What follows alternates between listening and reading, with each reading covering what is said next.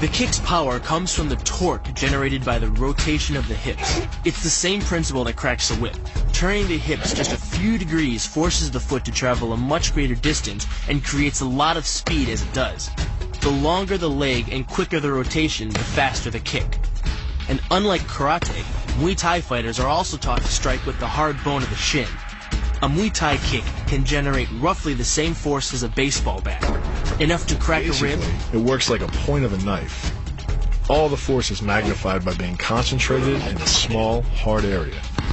Even if the elbow doesn't deliver a knockout, it will almost always leave a nasty cut, and often hitting in close neutralizes the opponent's weapon advantage. Then, in the clinch, we bring the power of the knee to bear.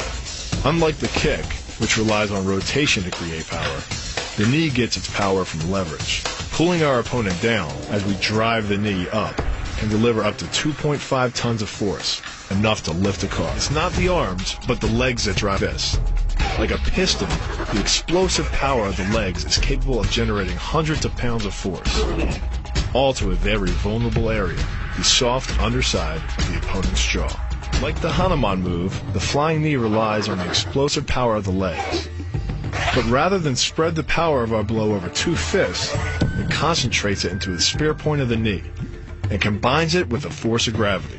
It's the equivalent of hitting our opponent in the chest with a sledgehammer. Works on a concept called the couple. Basically, it's two levers linked at a single fulcrum, the elbow lock. And it doubles the foot-pounds of torque you can generate when compared to a single-arm lock. There's more than enough force to flip an opponent to the mat or dislocate his elbow. Using the twisting motion of the torso to drive the strike, the business end of the hardwood fighting stick can quickly accelerate to more than 25 miles per hour. On contact with the skull, the energy is enough to cause a depressed fracture. It's the same injury-producing force as being hit in the temple by a hammer. Molly relies on something called a flexion moment imparted to the neck to do damage. An average man's neck can withstand about a 140 foot-pound flexion moment. Beyond that, soft tissue and even vertebrae can be crushed. By bringing your weight down fast, this move could easily deliver twice that amount of force. And it wouldn't just end a fight. It could leave your opponent paralyzed or dead. Close, the opponent's neck is exposed. But because of the close range, the hand doesn't generate a huge amount of force. It's enough to stun, but probably not enough to cause severe injury. But replace the hand with a weapon, a stick or a knife, as you would in combat, and this could become a kill shot. The kick's power comes from the snap of the knee. The snap is created when the quadricep, the largest muscle in the body, contracts and pulls the tendon connecting to the foot over the knee. Using the knee as a pulley, the strength of the quad is enough to accelerate your foot to speeds close to 30 miles per hour.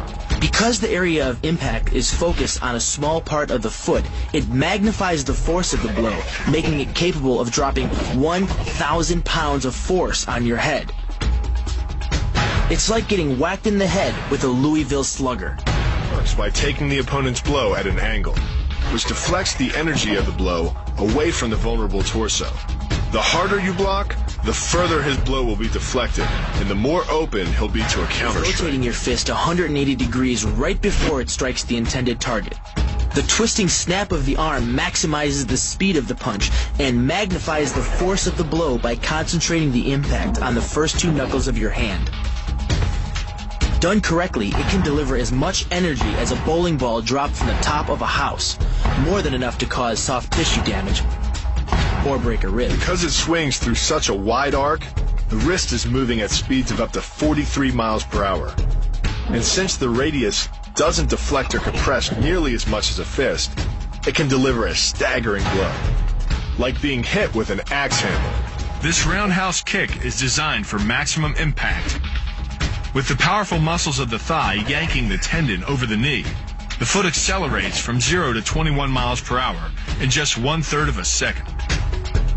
Combine that with the reinforced shoe, and this kick can drive the nose bone back up into the brain.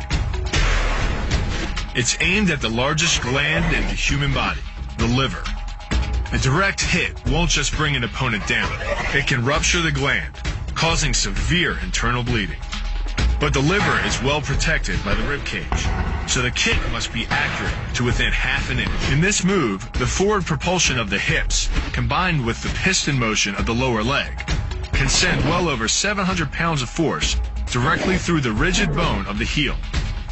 This impact won't just knock an opponent down. The force is enough to permanently damage his kneecap, leading with the near arm. The first jab travels the shortest distance to the opponent, so what it lacks in force, it makes up for in speed. The second punch, utilizing both the twist of the shoulders and the forward momentum of the kick, can carry over 4 times as much impact. And just a few hundred pounds of force to the temple is enough to cause a knockout. This move uses the same principle as a throw in judo, off-balancing your opponent and then using his momentum to send him down. But it's much more aggressive. The sweep here is actually a strike to one of the most sensitive areas of the body, the Achilles tendon. The Achilles tendon. The throw works just like a crowbar, where your leg is the lever and your hip is the fulcrum. The trick is positioning your body in just the right place. If you're just an inch off the placement of your thigh and hip, the amount of energy needed to throw an opponent can more than double. But performed correctly, Uchimata requires almost no energy, yet it can deliver up to 5,000 pounds of force. If it weren't for the mat, a throw like Uchimata would be enough to cause serious injury or even paralysis. You use the strength of your legs to maintain your dominant position while you secure the choke. Just a few pounds of pressure on the collar of his gi is enough to reduce the blood flow to the brain to a trickle and end the match. Hold this move for 10 seconds and the fighter will black out. Hold it just a bit longer and he's dead. By bending the elbow across the fulcrum of your hips, you're subjecting the weak joint to the leverage of 2 strong forces: the pull of your thighs on his shoulder and your hands on his wrists. As little as 1,000 pounds of force can be enough to destroy the elbow. The leverage of the armbar can supply much more than that. The sacrifice throw is a simple lesson in conservation of energy. The stronger the opponent attacks, the further he gets thrown. It works like a catapult, where your opponent's momentum supplies the counterweight. The faster he's going, the further he's going to fly, and the harder he's going to land. That land with the side, ball, or top of the foot. The gastrizin uses the heel to deliver the blow. This alignment of the heel, ankle, lower leg complex channels some 2,000 pounds of force into the opponent. More than enough to break a baseball bat.